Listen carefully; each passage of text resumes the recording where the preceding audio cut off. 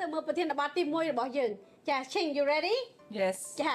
អនុញ្ញាតធ្វើជាភាសាខ្មែរតែអ្នកធ្លាប់គិតទេថាមាននរណាម្នាក់កំពុងតែបង្ងើយកន្តើយតាមរយៈការតបសារខ្លីៗនៅចន្លោះ Gen Z ហើយនិង Gen X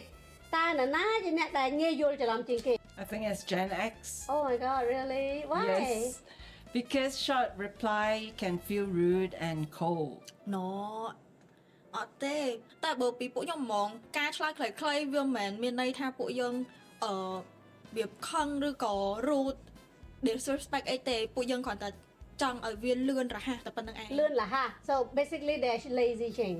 Oh. នេះមែនតើទៅលោកអ្នកអញ្ចឹងយើងឃើញថាឯនេះចង់បានលះហ่ะហើយលឿនឯនេះចង់បានត្រឹមត្រូវ so what do you think Ching I actually prefer a clear and also a complete message. ចាធម្មតាគាត់ចង់បានយើងឆ្លើយមួយគាត់ត្រឹមត្រូវគាត់ហើយគិតមិន សម្រាប់ពីខ្ញុំទៅហ្មងណាយើងគឺជាមនុស្សដែល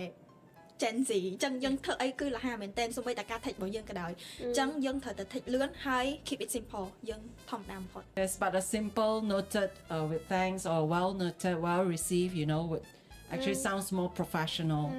តែបើសិនជាយើងឲ្យ emoji ទៅគាត់ឬក៏យើងឆ្លើយលឿនៗទៅគាត់ okay that's it ឬក៏ emoji តាមស្អាប់អីចឹងទៅយើងមានអារម្មណ៍ថាវាខ្ជូតហើយវាណាត់ច្រឡំ because it's cute វាធម្មជាតិទៅបង Yeah, actually, communication avoids a lot of misunderstanding. ហ្នឹងហើយព្រោះដោយសារតែពួកខ្ញុំបើសិនជាពួកខ្ញុំបានអានហើយឯងយើង go through message គាត់ហើយឯងចឹងយើង reply លឿនៗទៅគឺវាចប់ហ្មងប៉ុន្តែបើសិនជាវាបន្ទាន់អីចឹងពួកគាត់អាចប្រាប់ពួកខ្ញុំបានឬក៏ call ហ្មងមកយើងហៅតែស្រួល Privacy. okay privacy. I see ចា so មែនតើthe different style doesn't mean disrespect so honestly យើងមើលថា Gen Z ចូលចិត្តឆ្លើយខ្លីៗ and Gen X prefer ឲ្យនិយាយឲ្យច្បាស់លាស់មកយល់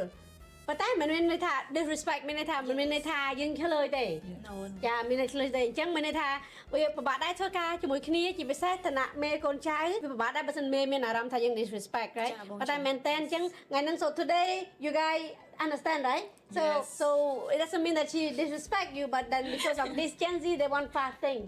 តែនិយាយទៅលោកអ្នក Gen Z ហ្នឹងវាធ្វើអីចង់លឿនលឿនលះលះអញ្ចឹងទៅមិនមានន័យថាឆ្លើយទេអញ្ចឹងហ៎ ត្រូវ